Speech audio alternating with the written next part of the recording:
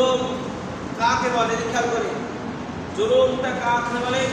জুলুম শব্দটি একটি আরবি শব্দ। কি শব্দ? খেয়াল করে, জুলুম শব্দটি একটি আরবি শব্দ যার অর্থ দাঁড়ায় নির্যাতন, অবিচার। খেয়াল করে, নির্যাতন, অবিচার সাধারণ অর্থে কাউকে অন্যায়ভাবে, শারীরিকভাবে, মানসিকভাবে, আর্থিকভাবে যে কোনো পন্থায় অবিচার বা নির্যাতন করার নামই হলো কথা। কি বলে কি বললাম? জুলুম কাকে বলে? যদি সকলের সংকটে বেঁধে নিলেন, জুলুম অর্থ নির্যাতন, অবিচার। খেয়াল করে, জুলুম অর্থ কি বললাম? নির্যাতন, অবিচার সাধারণ অর্থে যে কোনো মানুষকে সাধারণভাবে শারীরিক, মানসিক, আর্থিক যে কোনো পন্থায় তার জুলুম, নির্যাতন করার নামই হলো কি? তাহলে আপনি কাউকে জুলুম করবেন শারীরিকভাবে, মানসিকভাবে, অর্থনৈতিকভাবে, তাহলে এর বলা হয় জুলুম। এবং অন্যায়ভাবে জুলুম করা হারাম। কিভাবে?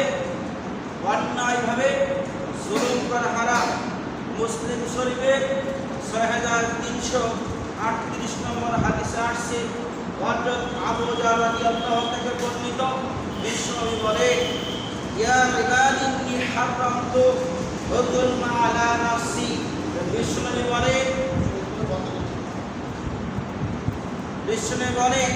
যা তিনি আল্লাহ থেকে বর্ণনা করেছেন, আল্লাহ স্বয়ং বলেছেন, ইয়া ইবাদি ইন্নী হারামতু ইলা যুলমা আলা নাফসিহি।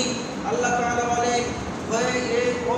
ওহে আমার বান্দারা, কি বলেন আল্লাহ? বলে ওহে আমার বান্দারা, আমি আমার উপর জুলুম হারাম করেছি। কি বলেছেন তাহলে এখানে? আল্লাহ বলছে, হে আমার বান্দারা, আমি আমার উপর জুলুম, নির্যাতন হারাম করেছি। অতএব আমি তোমাদের উপর জুলুম, নির্যাতন হারাম করে দিয়েছি। মানুষের উপর, মানুষ একজন মানুষের উপর জুলুম, নির্যাতন হারাম করে দিয়েছে। কে? বলেন কে? আল্লাহ হারাম করে দিয়েছে এবং হারাম ঘোষণা করেছি। কাজেই তোমরা একে অপরের উপর জুলুম করো না। কি বলছেন আল্লাহ? কাজেই তোমরা একে অপরের উপর জুলুম করো না। আজকে ক্ষমতায় যায়নি, তাই আজকে চাঁদাবাজি চলছে, মানুষকে নির্যাতন করছে, আঘাত করছে।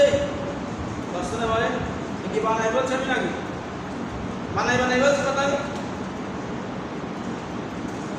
এমনকি আমরা বর্তমান নেটের যুগে একটা মানুষকে তার নাম সোহাগ পাথর মেরে মেরে